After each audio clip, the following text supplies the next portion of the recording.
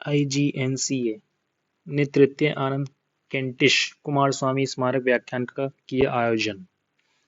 इंदिरा गांधी राष्ट्रीय कला केंद्र के अभिलेखागार और संरक्षण प्रभाग ने गुरुवार 22 अगस्त को नई दिल्ली के IGNCA के उमंग कॉन्फ्रेंस हॉल में तृतीय आनंद कैंटिश कुमार स्वामी स्मारक व्याख्यान का आयोजन किया, जिसका विषय क्या था? कुमार स्वामी के निबंध संग्रह आर्ट एंड स्वदेशी से the modern school of painting और शांति निकेतन में दृश्य अभिव्यक्ति के एक माध्यम के रूप में भित्ति चित्र दोनों के बीच अंतर संबंधों की संभावना की खोज बता दें। आनंद कुमार स्वामी भारतीय कला लेखन के अग्रदूतों में से एक हैं। वे एक प्रमुख भारतीय कला इतिहासकार थे। भारतीय कला के पुनरुत्थान में उन्होंने महत्वपूर्ण भूमिका निभाई।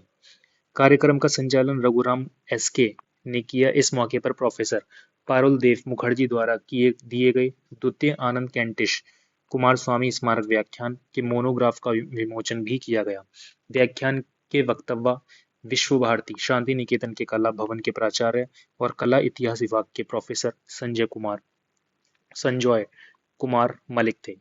इसमें कला और शैक्षणिक समुदाय के सदस्यों ने बढ़ चढ़कर हिस्सा लिया।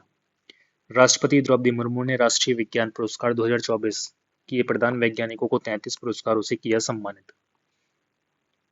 ये पुरस्कारों से सम्मानित कर रही हैं। राष्ट्रपति द्रौपदी मुर्मू ने आज गुरुवार सुबह राष्ट्रपति भवन में राष्ट्रीय विज्ञान पुरस्कार 2024 प्रदान किए। राष्ट्रीय विज्ञान पुरस्कार के पहले संस्करण में 4 श्रेणियों में विज्ञान रत्न, विज्ञान श्री, विज्ञान युवा, विज्ञान टीम श्रेणी में प्रतिष्ठित वैज्ञानिकों को 33 पुरस्कारों से सम्मानित किया। राष्ट्रपति मुर्मू ने भारतीय विज्ञान संस्थान के पूर्व निदेशक प्रोफेसर गोविंद राजन पद्मन को विज्ञान और प्रौद्योगिकी के क्षेत्र में आजीवन उपलब्धि और योगदान के लिए विज्ञान रत्न पुरस्कार प्रदान किया। प्रोफेसर पद्मनाभन भारत में आणविक जीव विज्ञान और जैव प्रौद्योगिकी अनुसंधान में अग्रणी हैं। केंद्र सरकार ने विज्ञान और प्रौद्योगिकी के क्षेत्र में दिए जाने वाले इस सर्वोच्च पुरस्कार की शुरुआत इसी वर्ष 2024 से की है। द्रौपदी मुर्मू ने अंतरिक्ष विज्ञान और प्रौद्योगिकी के क्षेत्र में चंद्रयान-3 टीम को विज्ञान टीम पुरस्कार प्रदान किया।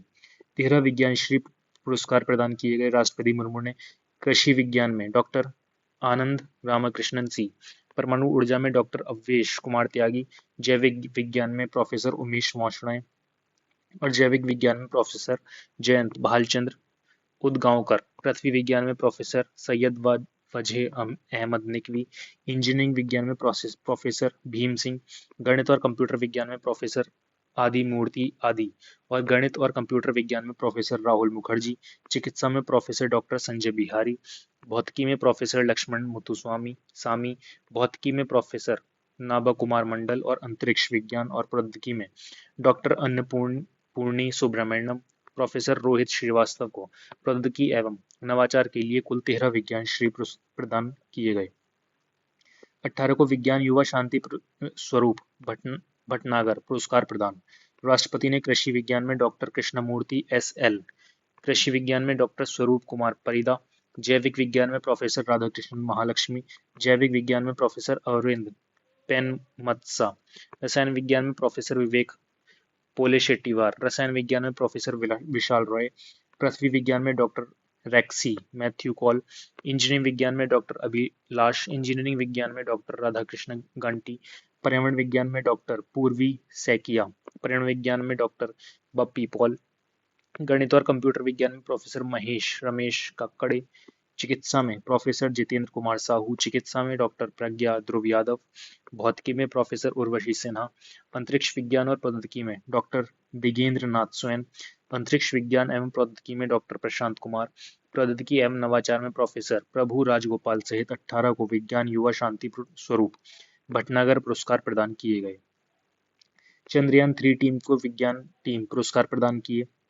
राष्ट्रपति द्रौपदी मुर्मू ने अंतरिक्ष विज्ञान और प्रौद्योगिकी के क्षेत्र में चंद्रयान-3 टीम को विज्ञान टीम पुरस्कार प्रदान किया। चंद्रयान-3 मिशन का सफल समापन देश की सबसे बड़ी वैज्ञानिक उपलब्धियों में से एक है और यह भारतीय अंतरिक्ष अनुसंधान संगठन इसरो के वैज्ञानिकों की टीम द्वारा प्रौद्योगिकी के विभिन्न क्षेत्रों में योगदान को दर्शाता है। पीएम ने पोलैंड में भारतीयों को किया संबोधित। पर्यटन का ब्रांड एम्बेसडर बनने का किया आह्वान। प्रधानमंत्री नरेंद्र मोदी ने वॉरसो में भारतीय समुदाय द्वारा उनके सम्मान में आयोजित एक कार्यक्रम में प्रवासी भारतीयों को संबोधित किया। पीएम ने अपने संबोधन में भारतीय समुदाय से भारत में पर्यटन का ब्रांड एम्बेसडर बनने और इसकी विकास गाथा का हिस्सा बनने का आह्वान किया। उन्होंने कहा कि भारतीय प्रधानमंत्री की पोलैंड यात्रा 45 वर्ष के बाद हो रही है और वह भारत पोलैंड संबंधों को मजबूत करने के लिए राष्ट्रपति एंड्रेज डूडा और प्रधानमंत्री डोनाल्ड टस्क से मिलने का उत्सुकता से इंतजार कर रहे हैं। प्रधानमंत्री ने दोनों देशों के बीच द्विपक्षीय संबंधों को मजबूत करने में भारतीय प्रवासियों द्वारा किए गए महत्वपूर्ण योगदान पर अपने विचार साझा किए। उन्होंने ऑपरेशन गंगा की सफलता में उनकी भूमिका की भी सराहना की। उन्होंने कहा कि दोबारे महाराजा कोल्हापुर और मोंटे कैसीनो की लड़ाई से के स्मारक दोनों देशों के लोगों के बीच जीवंत संबंधों के ज्वलंत उदाहरण हैं। उन्होंने कहा कि लोकतंत्र की जननी के रूप में भारत और पोलैंड के साथ साझा मूल्य दोनों देशों को करीब लाते हैं। एमपॉक्स को लेकर एम्स ने जारी किए दिशा निर्देश। फिलीपींस ने कहा, नया एमपॉक्स मामला घातक वेरिएंट नहीं। अफ्रीका के बाद दुनिया के कई देशों में मंकी पॉक्स के मामले सामने आए हैं। इसे लेकर केंद्र सरकार भी सतर्क है और स्थिति पर नजर बनाए हुए है। इस बीच फिलीपींस ने कहा कि नया एमपॉक्स मामला घातक वेरिएंट नहीं है। फिलीपींस के स्वास्थ्य सचिव टियोडोरो हरबासो ने बुधवार को कहा कि इस मामले में इस साल फिलीपींस द्वारा रिपोर्ट किया गया पहला एमपॉक्स मामला एक हल्का वेरिएंट है, न कि वैश्विक स्तर पर चिंता पैदा करने वाला घातक स्ट्रेन। हरबासो ने 33 वर्षीय फिलिपिनो शख्स को संक्रमित करने वाले वायरस के बारे में कहा, यह पुराना वेरिएंट है। उन्होंने हल्के क्लेड 2 वेरिएंट का जिक्र करते हुए कहा, ये क्लेड 1B जितना खतरनाक नहीं है। उन्होंने कहा कि मरीज देश से बाहर नहीं गया था और वह अभी भी अस्पताल में सीमित है। मंकी पॉक्स के मद्देनजर एम्स में जारी किए गए दिशा निर्देश। वहीं भारत में एम्स ने मंगलवार को मंकी पॉक्स के संदिग्ध मरीजों के इलाज के लिए दिशा निर्देश जारी किए हैं और आइसोलेशन में इलाज के लिए 5 बेड चिन्हित किए हैं। मंगलवार को जारी मानक संचालन प्रक्रिया एसओपी में कहा गया कि संदिग्ध रोगियों को तुरंत एक निर्दिष्ट आइसोलेशन क्षेत्र में रखा जाना चाहिए ताकि अन्य रोगियों और कर्मचारियों के साथ संपर्क कम से कम हो। इसके साथ मरीज के संपर्क में आए सभी लोगों को ट्रेस कर उन्हें भी निगरानी में रखा जाना चाहिए। भारत नई ऊर्जा के क्षेत्र में करेगा बेहतर प्रदर्शन, नुवामा रिपोर्ट में ये है। भारत की सबसे कम लागत वाली ग्रीन अमोनिया उत्पादक बनाने की क्षमता वैश्विक ऊर्जा बाजार में एक बड़ा बदलाव लाने वाली है। नुवामा रिपोर्ट के अनुसार यह बढ़त मुख्य रूप से सौर, फोटोवोल्टिक पीवी और पवन ऊर्जा में भारत की कम लागत के कारण है, जो वैश्विक औसत की तुलना में क्रमशः 16 से 44% और 17 से 40% तक कम है। भारत की वित्तीय लागत में संभावित कमी, जो वर्तमान में वैश्विक सीमा 4 से 8% की तुलना में लगभग 10% है, इसकी प्रतिस्पर्धात्मक को और बढ़ा सकती है, जिससे यह ग्रीन अमोनिया बाजार में एक मजबूत खिलाड़ी बन सकता है।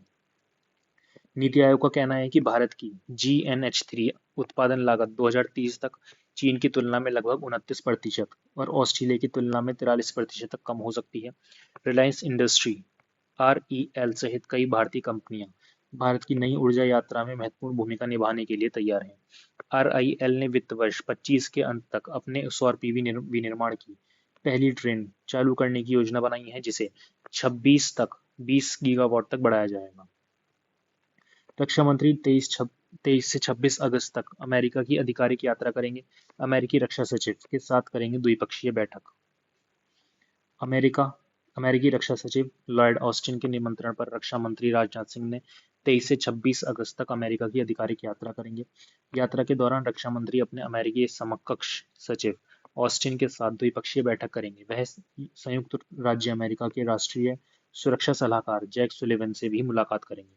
रक्षा मंत्रालय के अनुसार यह यात्रा भारत अमेरिका संबंध में बढ़ती गति और कई स्तरों पर रक्षा जुड़ाव की पृष्ठभूमि हो रही है। इस यात्रा से भारत अमेरिका व्यापक वैश्वीकरण रणनीतिक साझेदारी को और गहरा और व्यापक बनाने की उम्मीद है। लगातार दूसरे साल दुनिया भी टॉप बैंकर चुने गए। शीर्ष Shaktikanta Das. Reserve Bank of India RBI के गवर्नर शक्तिकांत दास की बैंकिंग क्षेत्र में ख्याति अब दुनिया भी मानने लगी है। शक्तिकांत दास लगातार दूसरे साल दुनिया के टॉप सेंट्रल बैंकर चुने गए हैं। उन्होंने global finance central banker report card 2024 में A+ रेटिंग मिली। प्रधानमंत्री मोदी ने RBI गवर्नर शक्तिकांत दास को दूसरी बार इस उपलब्धि के लिए बधाई दी।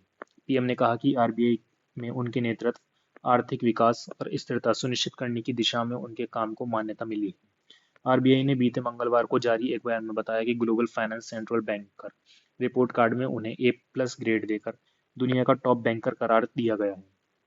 रिपोर्ट के मुताबिक इस ग्रेड कैटेगरी में सिर्फ 3 सेंट्रल बैंकर ही शामिल हैं, शक्तिकांत दास के अलावा। डेनमार्क के क्रिश्चियन थॉमसन और स्विट्जरलैंड के थॉमस जॉर्डन को भी A+ रेटिंग मिली है। और इसी के साथ करंट अफेयर्स हो जाती है समाप्त। धन्यवाद।